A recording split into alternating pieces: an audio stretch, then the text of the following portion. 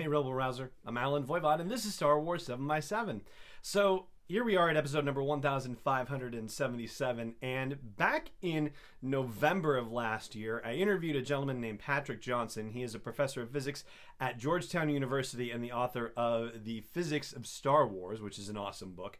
And, I got to thinking about a particular topic, which we'll get to in a moment, and thought, you know what, this is something where, it's come up often enough, and there have been enough variations on the subject that I thought it would be really great to hear an expert opinion on this particular matter. So another physics matter that wasn't exactly covered in his book. I'm sure there are, tons of different things that he could have addressed, and also, considering that the canon marches on, and more different topics come up that could be potentially addressed by somebody with his particular set of skills.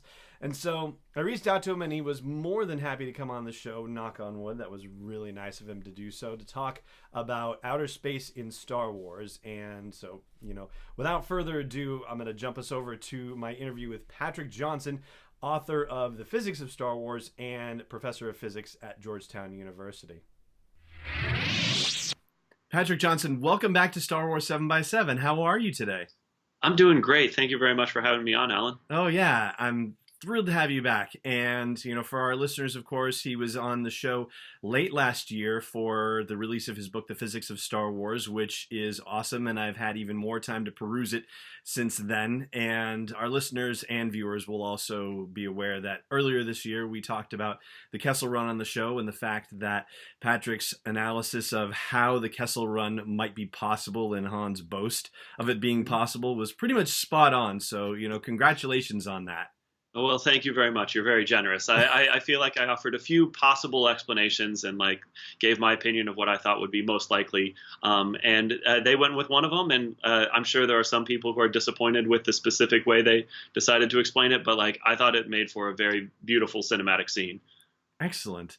It's got to be a different experience when you are actually thinking about it in a critical manner and can have the level of insight that you have to see it, and then to see it depicted on screen, to be able to have the emotional reaction to it and see how it's dramatically presented as well, and how that layers over the scientific analysis that you put in on.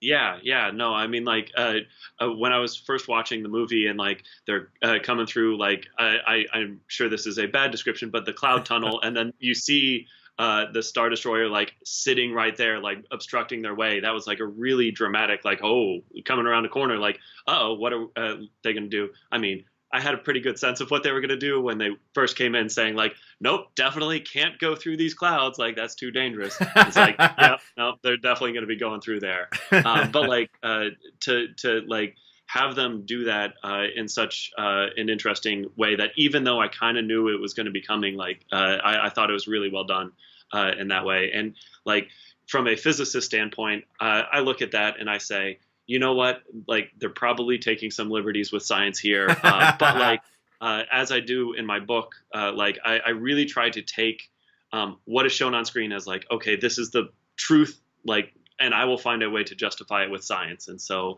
that's the way my brain personally works. I don't watch a movie and say no, that's not actual real outer space. I can't handle that. I'm willing to suspend my disbelief and then think about it later of well, how could that have happened?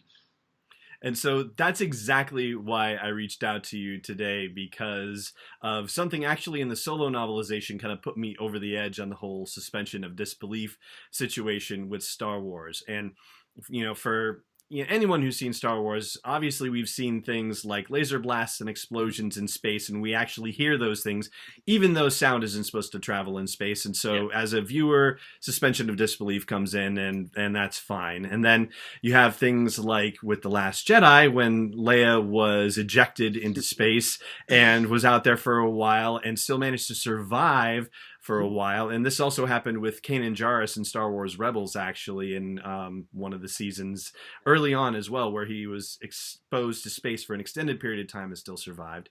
But then in the solo novelization, they're talking about the approach to the Kessel Run, and as our heroes are in the cockpit of the Falcon approaching that maelstrom, the cloud tunnel, if you will, they are hearing carbonbergs. This is how Mur Lafferty describes it in the novelization, that they can hear the crashing of carbonbergs in space. And so finally it occurred to me, you know what?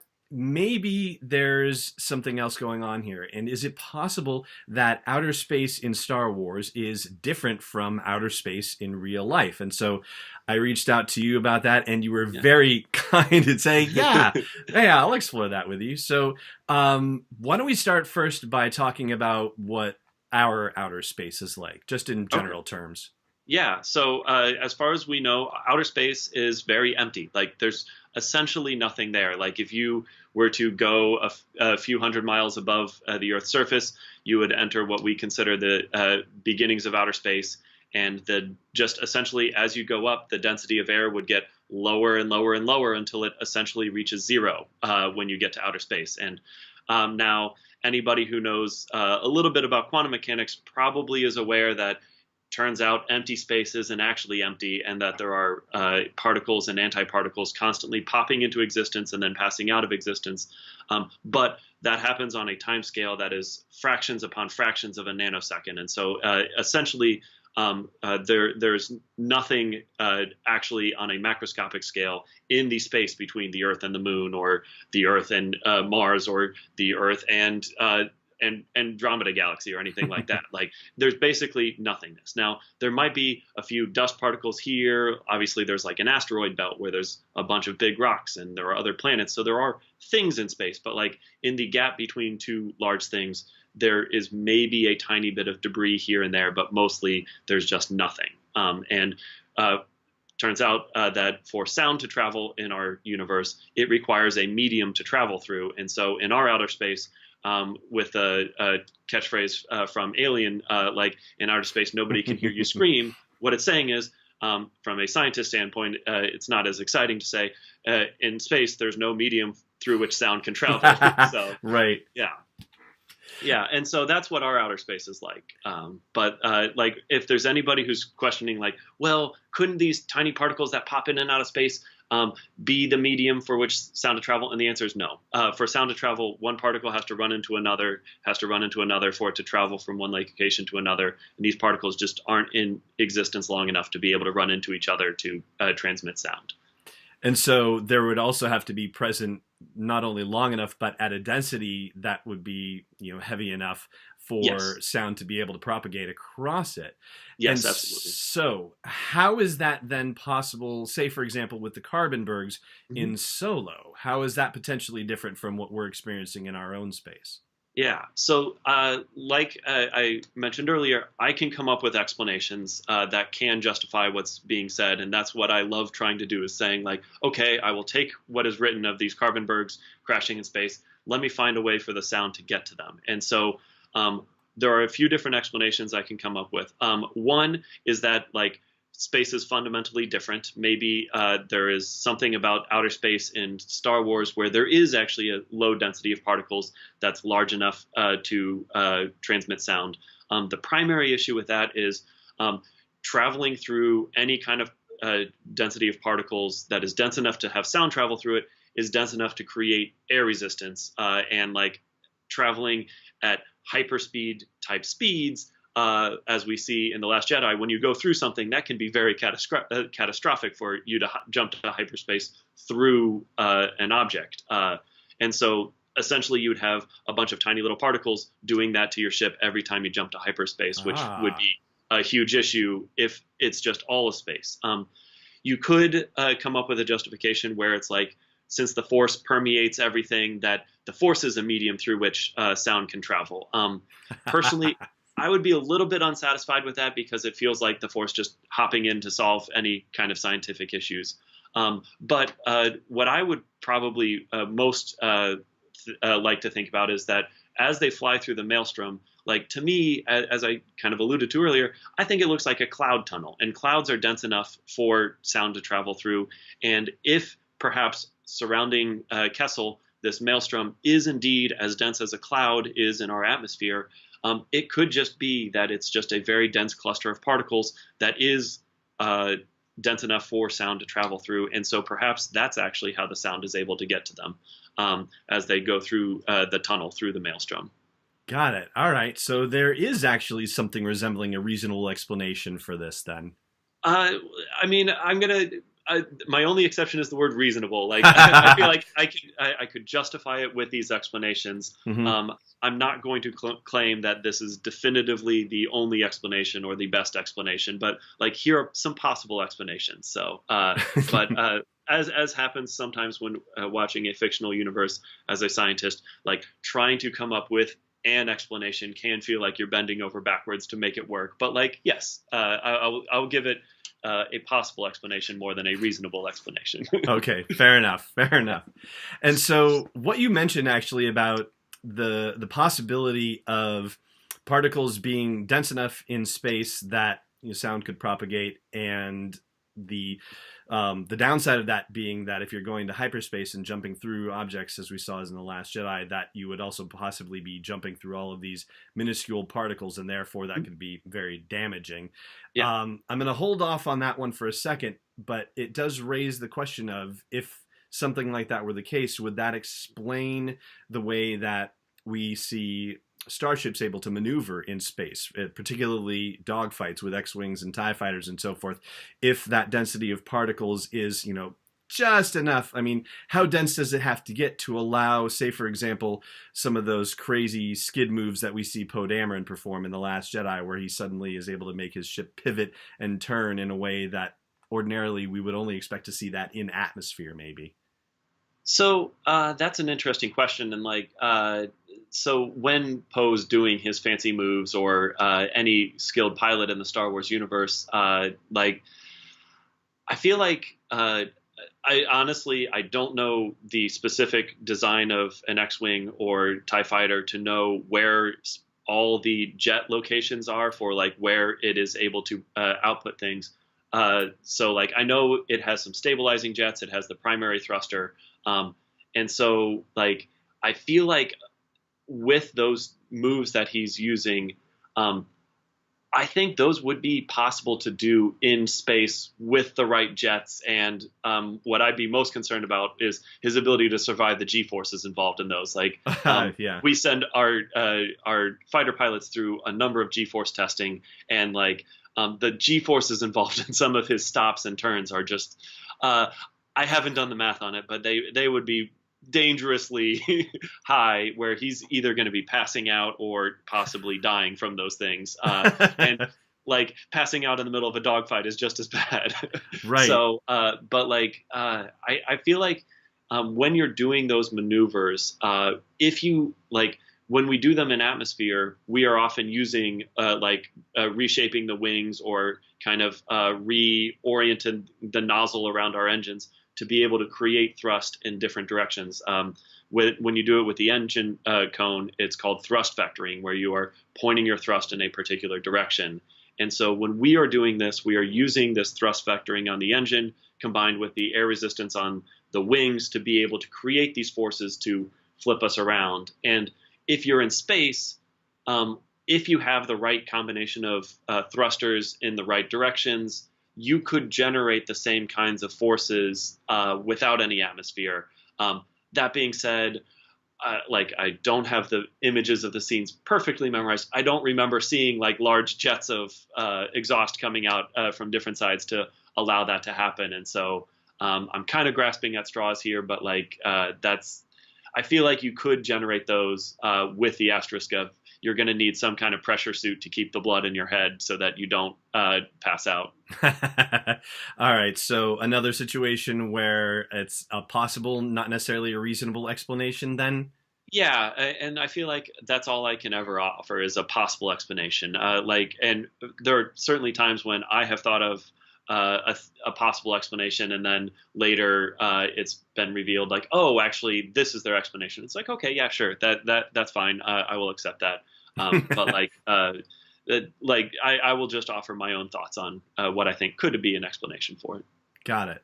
And so then the last one, probably, I guess, the most difficult one, comparatively speaking, is the idea of somebody being able to survive in space for an extended period of time. Mm-hmm. Do you have a sense of how long people in general, and I'm putting you on the spot because I did not, prepare you for this question off the top of the head, but how long can people survive in space exposed?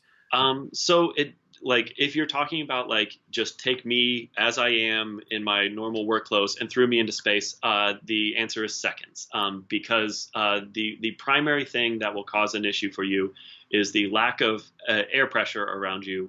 Will cause all of the water in your body to boil off, and I don't know what the current number is, but it's somewhere between 60 and 70% of your body is water, and for that to evaporate, evaporation being a cooling process, it will cool your body down, you'll freeze, and then that will be the end of you.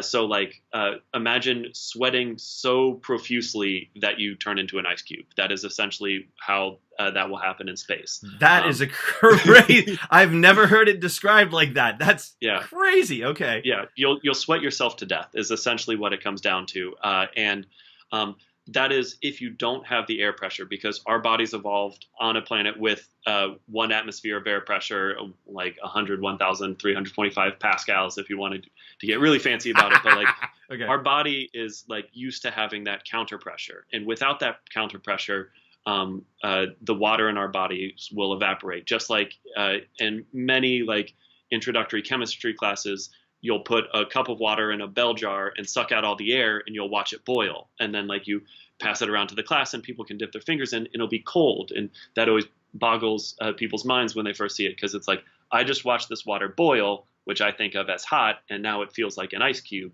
That is essentially what will happen to you in space. Now, as I talk about in my book, like when General Grievous is sucked out of the invisible hand, like his organs are contained in a pressurized sac, which provide that pressure to prevent that evaporative cooling. And so if you were to put yourself in a pressurized sac in space, essentially that's what a spacesuit is,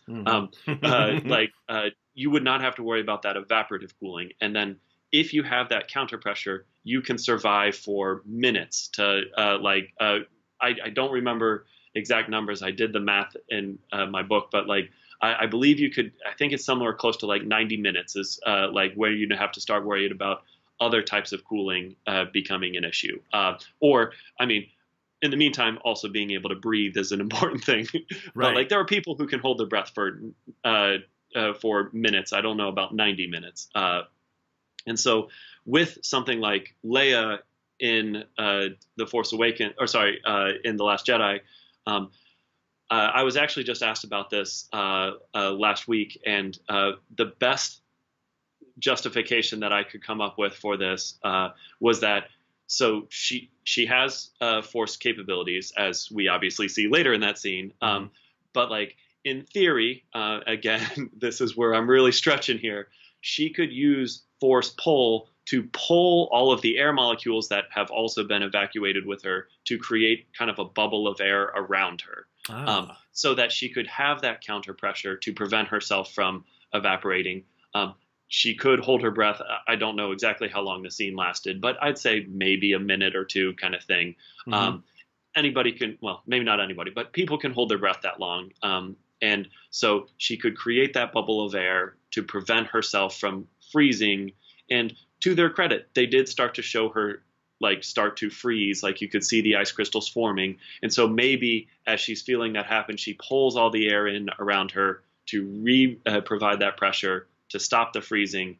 And then like she can use a force pull to pull the actual whole ship to her, because even though it looks like in space that she's Mary Poppinsing, I don't know how to make that a verb, back into the ship, like in space, all things are relative. And so even though from our perspective, it looks like she's coming in to the ship, it could just be as easily that she's staying in one location and pulling the ship towards her kind of thing, and still returning to the ship. And then once she gets back inside, like she can be revived and provided oxygen and everything else she needs to recover. But like that is the best justification for how she could survive in space that I can come up with. But like that's really, really trying hard. Like like even if I grant magical brain powers like the Force, like being able to manipulate that many air molecules that precisely seems like a very impressive use of the Force. Right. And yet you've also managed to make her even more impressive by suggesting that she didn't fly to the ship, that she pulled the ship toward her. So somehow you've managed to make Carrie Fisher even more impressive than we already thought she was. So that in itself is a feat. For her. Yeah, I have a lot of respect for her and Leia as a character, and I am sad that Carrie Fisher has passed away, but I very much have enjoyed her portrayal of characters in all kinds of movies, but especially as Princess Leia. She's a phenomenal character. And if she's the most powerful Force user in the universe, so be it. I can think of no better way to end this conversation than on that right there. I'm going to stand pat right there. Patrick Johnson, Georgetown professor of physics, thank you so much for joining me again on the show. It was really great to talk with you. It's great talking with you every time, Alan. And please let me know if you have future questions. I'm happy to come up with whatever kinds of explanations I can to try to explain things that happen in Star Wars. That is a dangerous offer, but I appreciate it all the same. Awesome. Well, have a great day, Alan. You too. This podcast is not endorsed or sponsored yet by Lucasfilm Limited, Disney, or 20th Century Fox, and is intended for entertainment and information purposes only. Star Wars, the Star Wars logo, all names and pictures of Star Wars characters, vehicles, and any other Star Wars-related items are registered trademarks and/or copyrights of Lucasfilm Limited or their respective trademark and copyright holders. May the Force be with them. All original content is copyright 2018, Star Wars 7x7. We hope you love it.